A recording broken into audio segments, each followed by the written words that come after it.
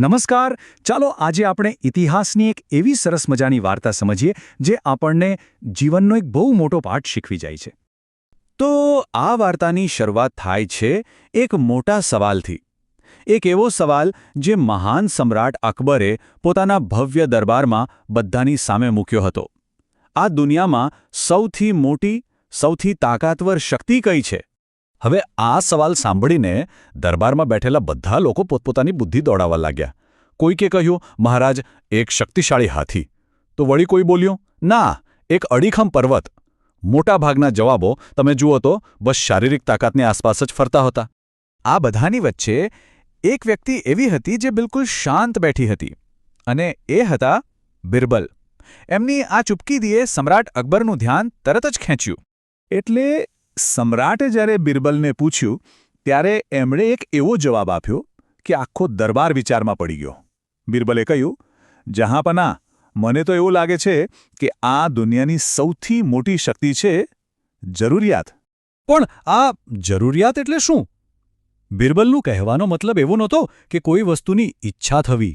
ના, એમના માટે તો જરૂરિયાત એક એવી જબરદસ્ત તાકાત હતી જે કોઈ પણ વ્યક્તિને એ કામ કરવા માટે મજબૂર કરી શકે છે જે એણે ક્યારેય વિચાર્યું પણ ન હોય. હવે સમ્રાટ અકબરને આ જવાબ કંઈ ગળે ઉતર્યો નહીં. એમણે બિરબલને પડકાર ફેંક્યો. તમે તમારી આ વાતને વાસ્તવિક જીવનમાં સાબિત કરીને બતાવો તો હું માનું. અને બસ અહીંથી જ વાર્તામાં એકદમ રોમાંચક વળાંક આવે છે. થોડા દિવસો પછી બિરબલે પોતાની વાત સાબિત કરવા માટે એક યોજના બનાવી અને સમ્રાટને શહેરના પ્રવાસે લઈ ગયા. ચાલો જોઈએ કે આગળ શું થયું. થયું એવું કે એ લોકો શહેરની એક સાંકડી ગલીમાંથી પસાર થઈ રહ્યા હતા અને અચાનક જ એક પાગલ હાથી સીધો એમની તરફ દોડી આવ્યો. આ જોઈને તો ભાગદોડ મચી ગઈ.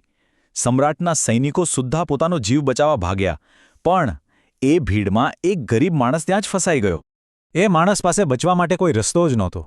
એને લાગ્યું કે બસ હવે મૃત્યુ સામે જ છે. અને બરાબર એ જ સમયે પોતાનો જીવ બચાવવાની તીવ્ર જરૂરિયાતે એને કંઈક કરવા માટે પ્રેરણા આપી. એણે જોયું તો નજીકમાં એક માટીનું માટલું પડ્યું હતું અને એણે એ ઉપાડી લીધું.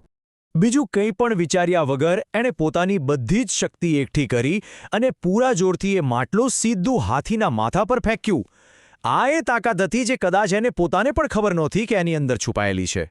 અને પછી જે થયું એ તો ખરેખર અકલ્પનીય હતું. માટલાના એ જોરદાર વાગવાથી પેલો વિશાળ હાથી પણ ડરી ગયો અને ગભરાઈને પાછો ભાગી ગયો. વિચારો, એક સામાન્ય માણસે અશક્યને શક્ય કરી બતાવ્યું. જેવું વાતાવરણ શાંત થયું એટલે બિરબલ તરત જ સમ્રાટ તરફ ફર્યા. હવે સમય હતો પોતાની વાત સાબિત કરવાનો અને આ ઘટનાને એમના મૂળ સવાલ સાથે જોડવાનો. બિરબલે સમ્રાટને સીધો સવાલ કર્યો, જહાંપનાહ, ક્યારે વિચાર્યું કે પેલા દુબળા પાતળા માણસમાં આટલા મોટા પાગલ હાથીને ભગાડવાની શક્તિ આવી ક્યાંથી? અને જવાબ બહુ સ્પષ્ટ હતો. એ માણસની અંદરની શક્તિ એના શરીરમાં નહોતી, પણ એની પરિસ્થિતિમાં હતી. એના માટે પોતાનો જીવ બચાવવાની જે જરૂરિયાત ઊભી થઈ એ જ એની સૌથી મોટી તાકાત બની ગઈ. તો આ વાર્તાનો સાર શું છે?